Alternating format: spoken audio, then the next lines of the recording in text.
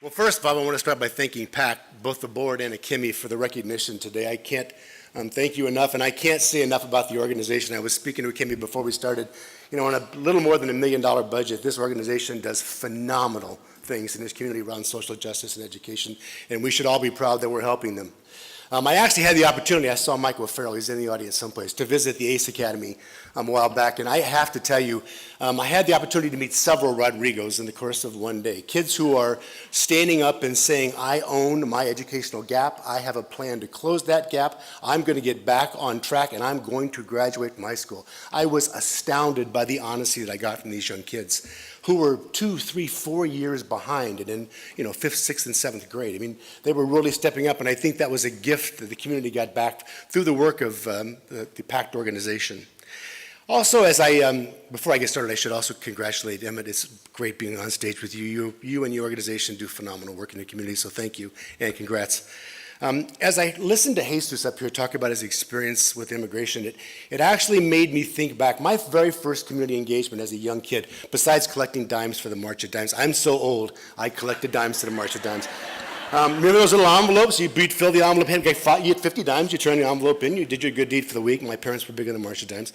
My father was actually a volunteer with the Migrant Workers Council in Indiana, and I was a budding Spanish language learner. My father did not speak a word, so he took me in tow, 12, 13, 14 years old, to go out and work in the camps.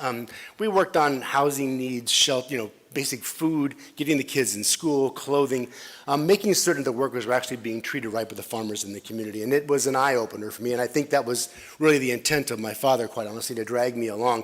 My Spanish wasn't all that good. I was more of a laborer for the laborers than I was actually a translator. But it piqued in me, I would say, an interest in social justice that I don't think, it took me years after that experience to sort of rekindle that. I went off to college and I did fundraising work with the fraternity and with the campus stuff, and it was all good. And then my second year out of college, I worked for Arthur Andersen. I started as a public accountant, something I'm actually proud of. It's a great place to start, I swear. They loaned me to the United Way for 3 months for one of the campaigns, and I cold called businesses in downtown Indianapolis, and I gave speeches to union shops at Chrysler, Ford, and Western Electric for 3 months. It was an eye-opening experience. I had to learn about the United Way, but more importantly, I had to ask for money in very large audiences, which, as Becky pointed out, I've gotten accustomed to. Small audiences, big audiences, I don't have a problem asking for money now if we're doing good things, and I think we're doing good things here at PACT. I've also had the opportunity to be involved with some great organizations in the Valley, both directly by participating in the board, but also by just fundraising for them, whether it's City Year or Second Harvest, and meeting their served community and seeing the impact they've had. And I've had really good luck with working with some wonderful directors and executive directors of these organizations. The passion that comes out of this, I think, is wonderful. But I think to build on Emmett's conversation, I love coming to these things and seeing the Warmanhovens and seeing the Sobratos and seeing the Mortgages, but it takes a much bigger village. And I would say, if you're going to get me up on a soapbox, that for all the executives in the room, all the business people, we have got to set an example in our respective organization, lead by example, but then connect with our connect points in the community, whether they're peers, partners, customers, whatever, to bring them into the fold and keep them into the fold. Everybody does the once-a-year fundraising. Emmett alluded to that. I just did it for City Year, where we called every chit I could find in for their fundraising event. But how do you keep those people engaged over the long haul is something we need to own as an executive leadership team in the Valley. And we only do it, I think, by leading by example and setting a tone in the business. I have been so blessed to be at Cisco for the last 22 years.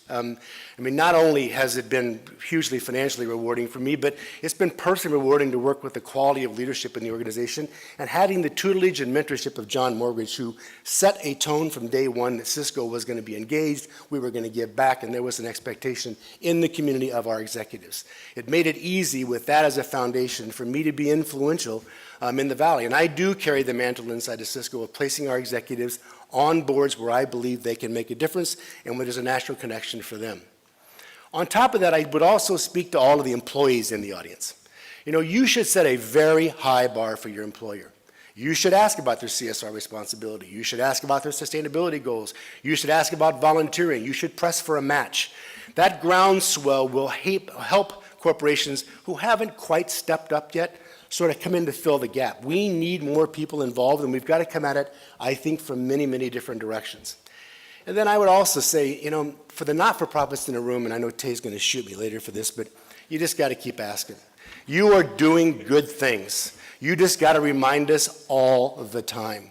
We are busy people in busy businesses, but the fact is, you need us. We recognize that. You need our time, you need our talent, and God knows you need our money. And we've got to step up, and we're only going to do it if you keep reminding us of that. So I would build on Emmett's comments that this is really a rallying cry for us if we want to step up differently in the Valley.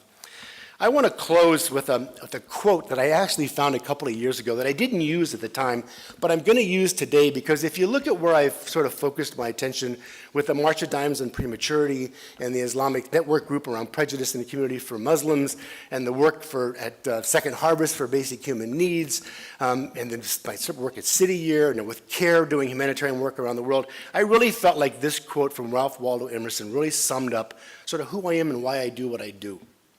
To laugh often and much, to win the respect of intelligent people and the affection of children, to earn the appreciation of honest critics and endure the betrayal of false friends, to appreciate beauty, to find the best in others, to leave the world a bit better, whether by a healthy child, a garden patch, or a redeemed social condition, to know even one life has breathed easier because you have lived. This is to have succeeded. Thank you.